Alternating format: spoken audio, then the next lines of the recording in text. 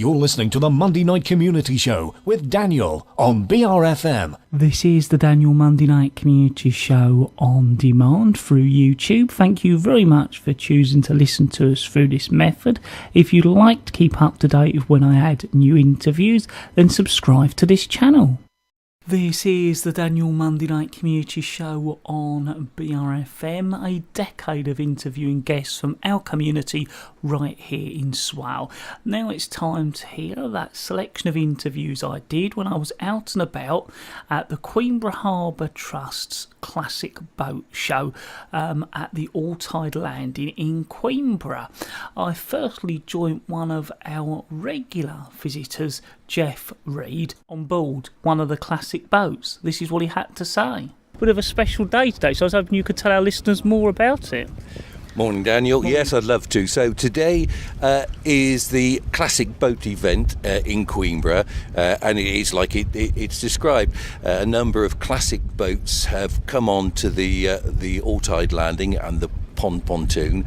At the moment, Daniel and I are sat out in the sunshine. We're sat on the deck of the Touchstone, which is an old tug that's seen excellent service throughout the years, and now is maintained by a group of enthusiastic volunteers, as they all are. On the inside, we've got the Kent, which is a larger tug with all her flags flying, and a group of men who are welcoming visitors aboard. And they tell me that maintaining the Kent, another early tug, is a combination of hard work and constant laughter. They tell me it's a bit like a gigantic old men's shed. If they stand around working for a while, stopping for frequent cups of tea, and then ribaldry and conversation gets them through the day. And outside of us is a smaller tug called the Barking. So here we are. Then sat out in the swell, the sun glancing off the water, fairly blowy day. I don't know if you'll pick it up in the mic. The flags are flying. We've got a Dutch. We've got a Thames barge, not a Dutch barge, a Thames barge in front of us with all her flags flying, and then we have other traditional sailing craft, including clinker board, 20-foot sailing boats, and then we have a Dutch tug behind us. And fishing boats, the boat that's right behind us now with the code name of PZ477 is an old fishing boat taken out of commission in the 1950s, built in 1906, and the gentleman that owns it now is saying it's a maintaining a boat like that is a bit like looking after an incontinent grandmother. There's always something to do on it. So we're hoping for a number of people. It's quite early yet, about 10 o'clock, and some people have turned up looking around the boat. I was going to say, it's a great chance for people to come along and see more than one boat. Probably normally, even if these are open to the public, they wouldn't all be together like this. That's right. And not only can you come and see them from the outside, but most of the boats there will welcome you aboard, and you can go down, stand on deck, go down below, see the engines in the tugs, or down below in the sailing boats, and get an up close and personal feel of what it's like to be on different types of traditional craft, from sail to power, from working boats to leisure boats. It's a grand opportunity to do that, and today the sun is shining. Obviously, I assume these boats aren't always moored here, so they come all over from all across the country, I assume.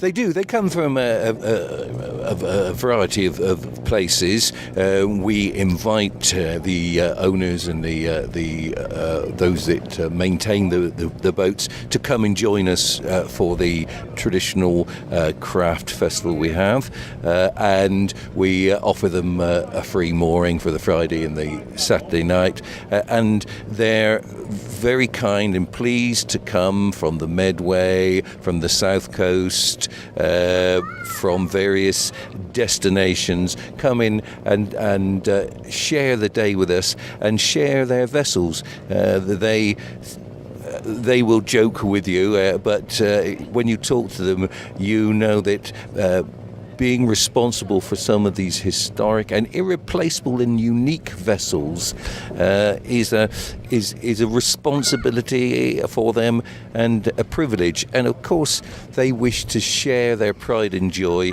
with people, for them to come and see what it is they're working on, and of course they would like a contribution to the further running of the boat, which is of course in itself very expensive. So I assume some of the ideas behind this is to make boat owners aware you exist as well as the public. Is that kind of the idea? Well, it's sharing that maritime tradition and heritage with other boat and maritime users. As we're talking now, sat out on the swale on this old traditional tug, you might hear a couple of jet ski people go by. People who use the water and enjoy the water as well, who may or may not know about certain aspects of maritime tradition, and hopefully they'll come along today and learn a little bit more about the recreation that they're enjoying. So we are here at the Daniel Monday Night Community Show, continuing to hear the interviews I did when I was out and about at the Queenborough Harbour Trust's classic boat show the other weekend. At the moment we're still talking to Jeff, and I next thought I'd asked him if he could give us a little walk around to let you know what's down at the All-Tide Landing. Well, there have been some changes. So if you come to Queenborough, you go and park in Crundle's Wharf, which is close to Asica, close to the Elephant Park, and you look out over the swale. You can look over to the right. You can see Dead Man's Island, and to the left you can almost catch the sight of the new bridge on the swale.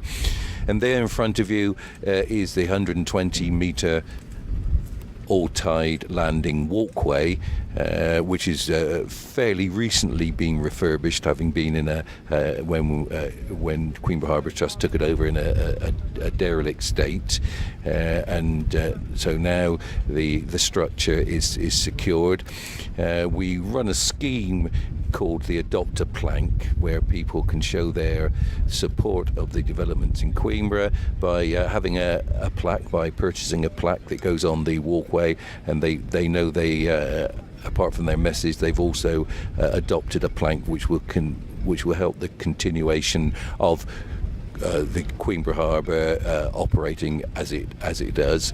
So you walk the 120 metres, hopefully in the sunshine, not always, down the All-Tide Landing walkway, and you come onto the All-Tide Landing hammerhead, and there we have a red section where boats can come and tie up alongside for a maximum of 20 minutes to take on water, supplies, or pick up a crew. And it is also an area that the RNLI and the Coast Guard use if they need to put a casualty on shore in an emergency. We offer that facility. Then the hammerhead on the All-Tide Landing is linked by a 15 metre metal bridge to the 16-metre pontoon, where on one side we have walk ashore access for boats that are long stay, what we call permanent moorings, and on the other side is our moorings for visitors. We have a number of people come to visit us, and they prefer a walk ashore mooring on the pontoon. Currently we've had 3,000 visitors this year. About 10 to 11% of them are visitors from the continent. Our visitor numbers are up this year. So far this year we've had more visitors than we had in the entirety of last year, which is good. It's good for the Harbour Trust. It's good for Queenborough. And then we can moor. Well, it depends on the length of the vessel, but we can moor something in the region of 6 to 12 vessels on the pontoon for visitors.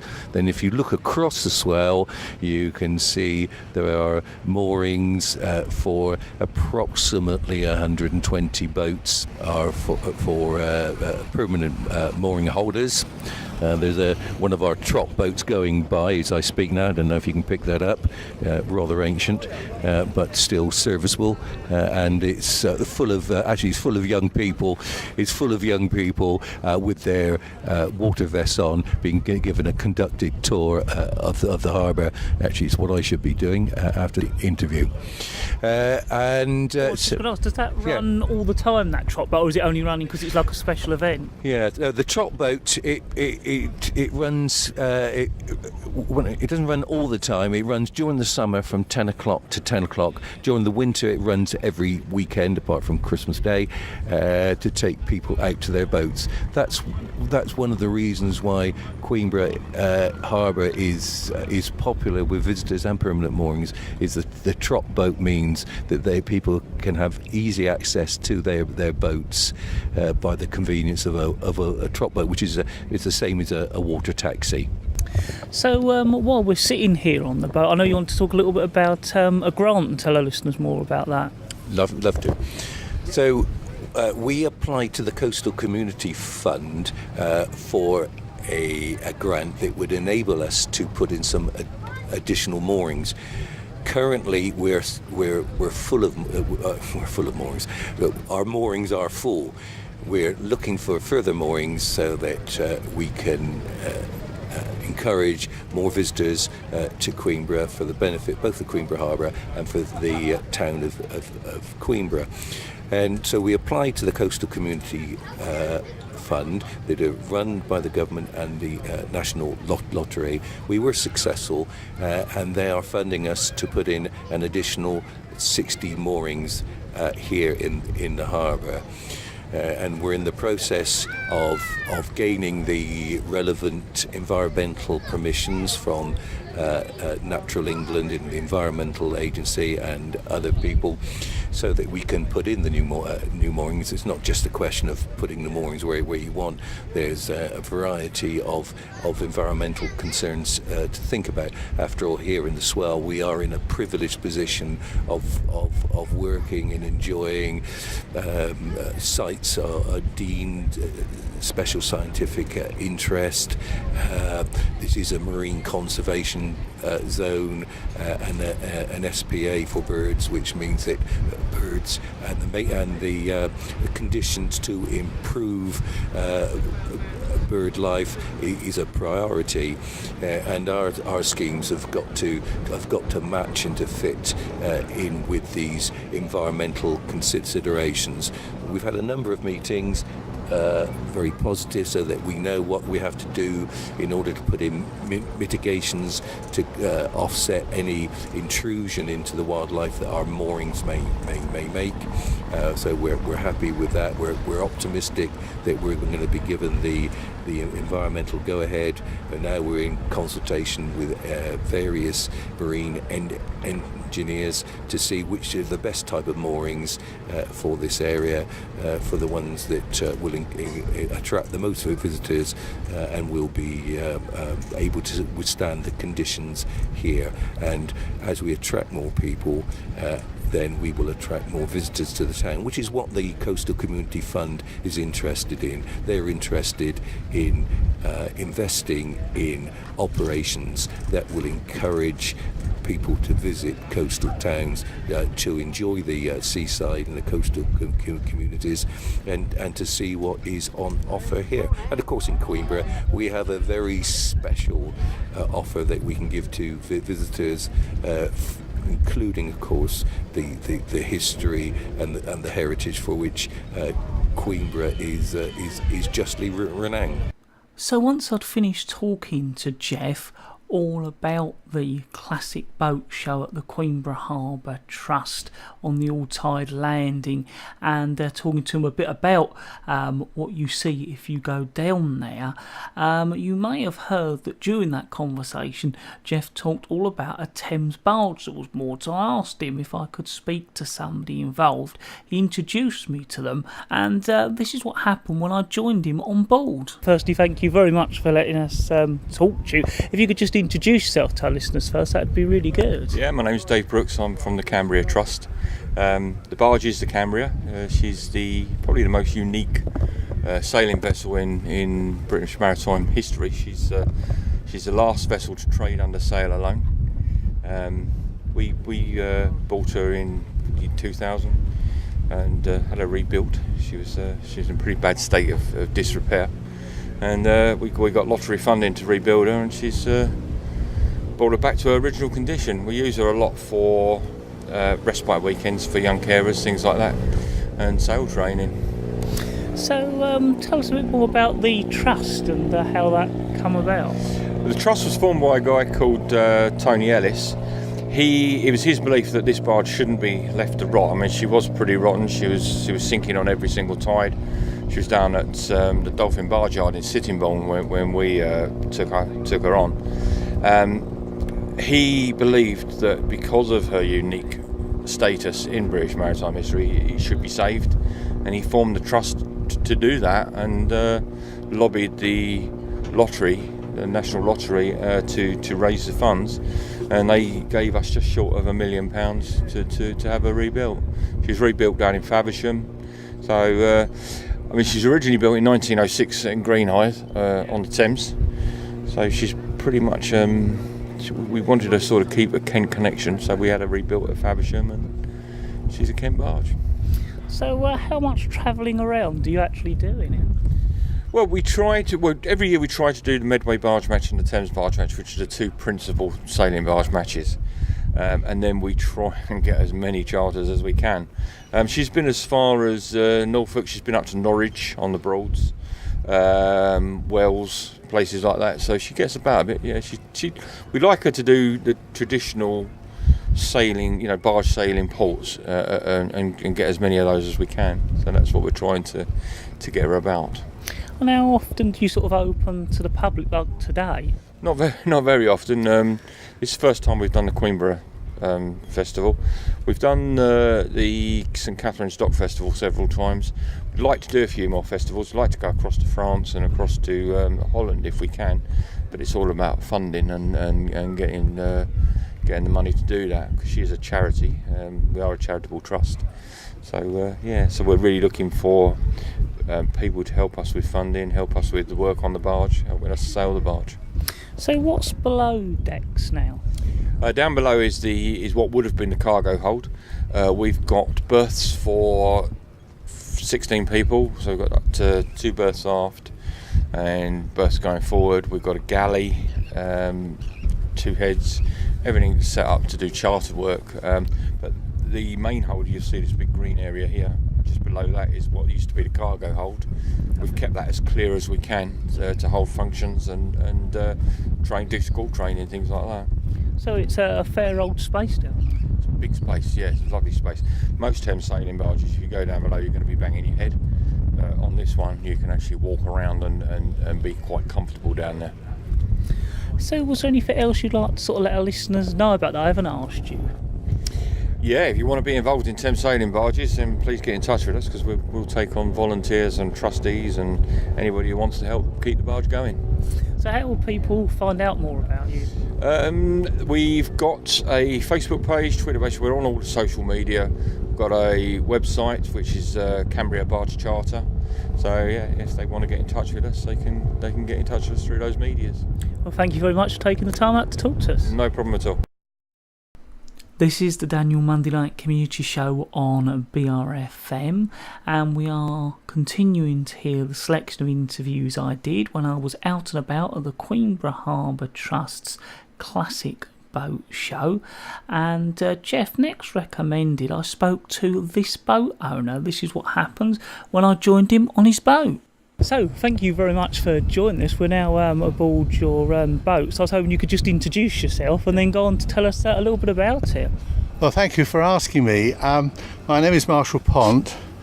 I'm the owner of Hope of Porthleven, and it's an old pilchard driver from Porthleven in Cornwall.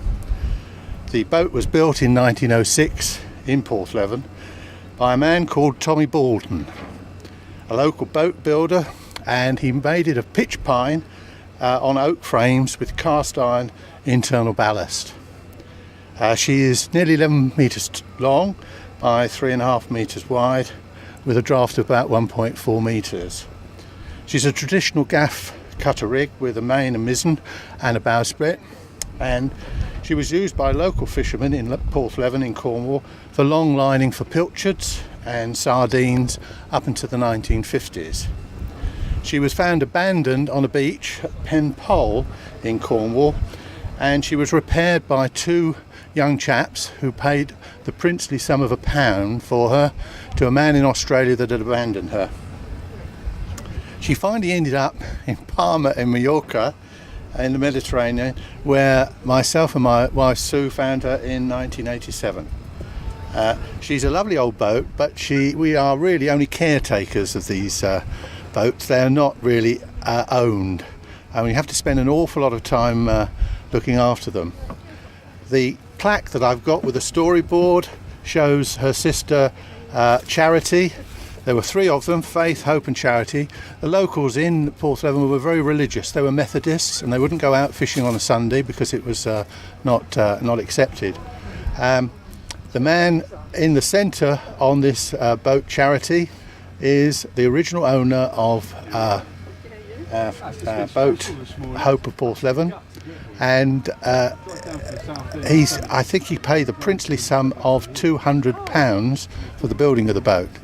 Now, these boats were only valued for about 25 years, and after that they were hulked and left. And of course, Hope now, 1906, she's been built, now 111 years old. So she is a part of our history which has got to be kept going. And hopefully, I'm now in my 70s, somebody will be able to be found who will look after her and keep her going for the next generation. And is it, I assume, a lot of work keeping it going? Yes, that's right. You've got to have some skills of carpentry or repair or painting, used to looking after it each week. You can't allow a week to go by. And over the years, I've come down on every Friday. I'm a chartered structural engineer and surveyor, so we run our own practice, so I can have time off in looking after her. So it's a joy, actually, looking after her. And you get into a position of a love relationship with a boat. And I call her an incontinent grandmother, because she's always leaking, and she's like everyone's grandmother. They're always dribbling, and they're always having to be looked after, and she's exactly like one of those. So do you often do events like this where the public can come aboard, or is this something rare? No, this is the first time I've been on one of these events. A lovely idea, actually. Lovely sunny day like today, but to get the boat into some form of trim that people will look at is quite an art. My colleague here, Doris, keeping this bally, he spends nearly all of his life on it just to keep it going and looking after it. So I hope that these events continue, and I'll certainly come again. Well, thank you very much for taking the time out to talk to us. Yeah, I thoroughly enjoyed it. I'm very appreciative that you've come along. So, after being lucky enough to speak to Marshall on his boat, I got the opportunity to talk to the boat moored next to his. So I stepped aboard and talked to that owner, and this is what he had to say while I was on board his boat. So, firstly, thank you very much for taking time out to talk to me. I was hoping you could introduce yourself and then go on to tell us about the boat we're on. Yeah, my name's Dennis Johnson, and Doris lives at Gillingham Marina. I've owned Doris for 35 years, and initially, when I first bought her, the whole bottom was rotten, and I employed a shipwright to take the keel off and renew lots of the ribs and the planking. Sailed her for quite a few years after that without an engine, but eventually decided that it's just nicer to have an engine, so I had an engine installed about 25 years ago. Doris was built in 1909 at Harwich, and technically she can be described as one of the very first factory ships. At 42 feet long, with another 18 feet of a bowsprit that goes out the front, she's quite a large vessel, and one of the very last vessels built without an engine to fish under sail. She can be described as a factory ship because she would go shrimping in September along the Essex and Kent shore and catch shrimps, and she had a shrimp boiler installed inside the hold, and they would fill it with salt water, and it's coal fired. The boiler would boil away the shrimps that they just caught. They'd go onto a drying tray, and then they were ready to be consumed as soon as they were taken ashore. So what made you go for her? I think life tends to... You don't generally choose something. I think the boat chose me. Was there anything else you'd like to sort of let our listeners know about? There are quite a lot of these crafts still around, and with a lot of help with the Historic Ships Register Society, they do give us small grants. They do encourage us to do things in a certain way, keep them traditional, and that's very, very exciting. Well, thank you very much for taking the time out to talk to us. Thank you. Enjoy the rest of your day. So after managing to talk to a few of the boat owners and get a chance to have a look round those boats, which I must thank all of them very much for taking the time out to do that with me, I thought I'd rejoin Jeff to just go over any useful contact details and information that might be of use to you.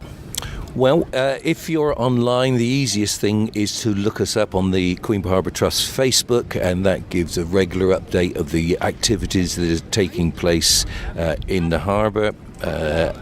Or to go to the website again, Queenborough Harbour Trust will take you to the website, give you detailed information about what we offer, the moorings, the location of the moorings, the cost of the moorings, special events like the one we're enjoying today with the classic boat event, or of course a visit to Crundle's Wharf in Queenborough and come and see us and talk to us personally, and we'll be happy to make you welcome and talk to you more about anything you need to know, particularly if you have a boat that you're looking for a mooring. Well, Jeff, I'd like to thank you very much for taking the time out to talk to me and inviting me down to this event and give me a chance to have a look around these amazing boats as well. Thank you, Daniel, for coming. Yeah, do enjoy it. There are people here proud to show off what they have, and the sun is shining. What more do you want?